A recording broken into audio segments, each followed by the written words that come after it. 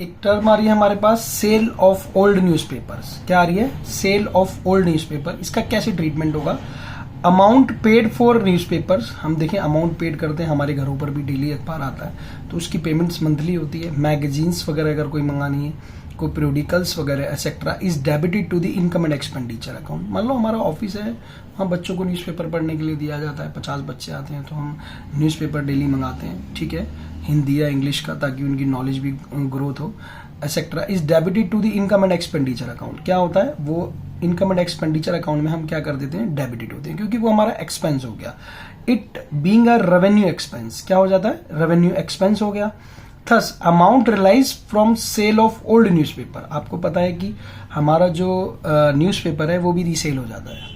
आज पढ़ लिया, इकट्ठा किया, एक महीने का इकट्ठा होकर के, तो उसको हम रीसेल कर देते हैं 12 रुपए 15 रुपए किलो के हिसाब से। तो मान लीजिए अगर वो 50 रुपए का भी बिकता है महीने का, ठीक है, तो वो क्या हो गई हमारे लिए? इनकम हो गई, ठीक है। Old newspaper, magazines, periodicals etcetera is credited to the income and expenditure account. देखें, जब हम खरीद रहे थे, अमाउंट पेड किया, न्यूज़पेपर जब खरीदा तो हमारे लिए क्या हुआ था? वो एक्सपेंस हो गया था और उसको इनकम एंड एक्सपेंडिचर अकाउंट में हमने क्या किया था? डेबिट किया था।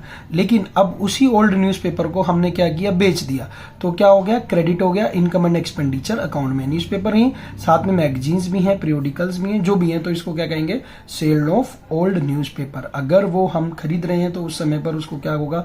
वो डेबिट होगा, और जब हमारे को बेचने के बाद बेचेंगे और इनकम मिलेगी, मान लीजिए 10-50 रुपए भी हमें मिलते हैं, तो वो कहाँ आएगी? इनकम एंड एक्सपेंडिचर अकाउंट में। देखें, अकाउंट्स में एक एक रुपए का हिसाब हमें रखना जरूरी होता है, ठीक है। तो क्या है वो? Sale of old newspaper, correct.